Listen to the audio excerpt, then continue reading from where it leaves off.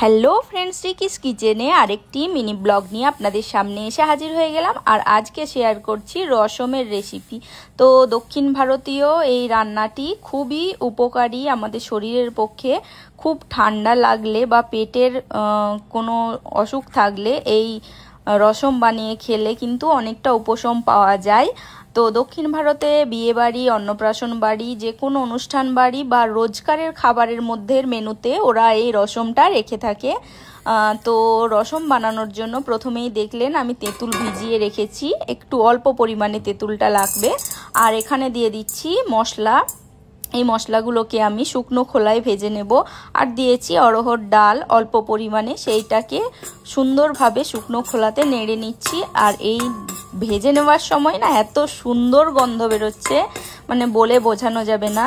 এই রসম কিন্তু খুব ভালো আপনাদের শরীরের পক্ষে। আপনারা কিন্তু খুব ইজি ওয়েতে বানাতেই পারেন বাড়িতে, খুব সহজ পদ্ধতিতেই আপনাদেরকে দেখাচ্ছি। আর এই যে ওটা ভাজা হয়ে গেছে, ওটা এখন গুঁড়িয়ে নেব। আর এটা আমি কড়াইয়ের মধ্যে দিয়ে দিচ্ছি অল্প পরিমাণে তেল। আমি সর্ষের তেলেই ইউজ করেছি, আপনারা যে কোনো তেল ইউজ করতে পারেন। আর টমেটো, দুটো টমেটোকে আমি চপ করে রেখেছিলাম, এই টমেটোটাকে আমি প্যানের মধ্যে দিয়ে দিলাম এবং একটু নেড়ে নেব। নেড়ে নিয়ে পরে ভালো করে যখন ভাজা হয়ে যাবে তখন আমি এটার মধ্যে জল অ্যাড করে দেব। আর টমেটোটাকে তাড়াতাড়ি গলে যাওয়ার জন্য আমি একটু নুন অ্যাড করে দিচ্ছি এখানে। তো ভালোভাবে ভাজা হয়ে গেছে দেখুন। আমি এটার মধ্যে এমনি সাদা জল অ্যাড করে দিলাম। এবার এটাকে ভালো করে ফুটতে দিয়ে দেব।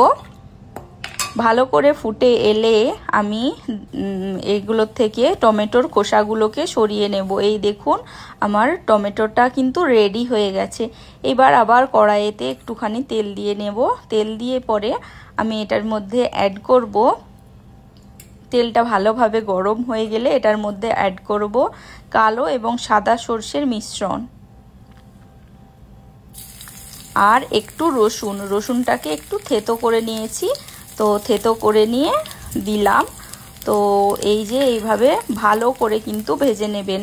আর এরপরে আমি এইটাতে অ্যাড করে দিচ্ছি কারি পাতা। কারি পাতা দিয়ে দিলাম। কারি পাতাটা দিতে এত ভালো গন্ধ উঠছিল না, খুবই সুন্দর। কারি পাতাও শরীরের পক্ষে খুব উপকারী। আপনারা চাইলে কিন্তু এটা খুব সহজ পদ্ধতিতে বাড়িতেই বানাতে পারেন। আর যেটা বেটে নিয়েছিলাম সেটা আধ ফুটা মতো বাটতে হবে, মানে পুরোটা মিক্স করে বাটা চলবে না। তো সেটাও দিয়ে দিলাম তেলের মধ্যে। তো এইভাবে ভালো করে 30 সেকেন্ডের মতন ভালোভাবে কষিয়ে নিয়ে এটার মধ্যে আমি দিয়ে দেব টমেটোর যে সেদ্ধটা, টমেটো সেদ্ধটা এটার ওপর দিয়ে দিচ্ছি দেখুন।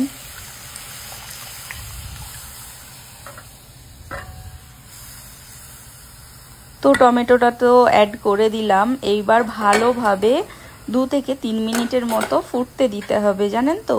ভালো করে সেদ্ধ হয়ে গেলে মশলার সাথে টমেটোটা মিশে যাবে। এই যে এখন ভালোভাবে ফুটে গেছে দেখুন। এইবার আমি এটার মধ্যে দিয়ে দিচ্ছি তেঁতুল। যে তেঁতুলটা আমি ভিজিয়ে রেখেছিলাম না, ওটা থেকে পাল্পটা বের করে নিয়েছি। এইবার পাল্পটা এটার মধ্যে অ্যাড করে দিলাম।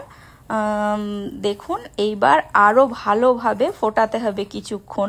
ফোটালেই রেডি হয়ে যাবে আমার রসম রেসিপি। দক্ষিণ ভারতীয় এই খাবারটা আমরা ব্যাঙ্গালোরে থাকি যেহেতু অনেক খাই, তো বাড়িতে বানানোর শখ ছিল, তো তাই জন্য বানিয়ে নিলাম আর আপনাদের সাথেও শেয়ার করলাম।